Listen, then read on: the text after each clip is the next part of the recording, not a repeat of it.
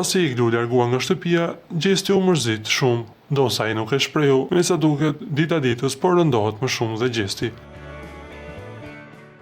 Në oborrin e shtëpisë, Rozana dhe Gjesti po bisedonin mbi qëndrimin e tyre dhe sa gjatë mund të vazhdojnë aty. Gjesti shprehu mendimin se nuk janë shumë veta brenda dhe për këtë arsye mund të përfundojë shpejt gara. Gjatë bisedës, Rozana ngriti një pyetje interesante. A ka mundësi të sillin Englin sot? Gjesti u përgjigj shkurt, se di. Megjithatë ai shtoi se nëse Egli do të futej në shtëpi, do të prishte sfidën e mos reagimeve. Jo, nëse e sillin e prish më një herë, s'mandjen le të ulet çmimi dhe krejt. Jo, s'më intereson kjo punë, tha Gjesti duke treguar se për të, pranimi i Eglit në shtëpi do të ndinkonte ndjeshëm tek ai.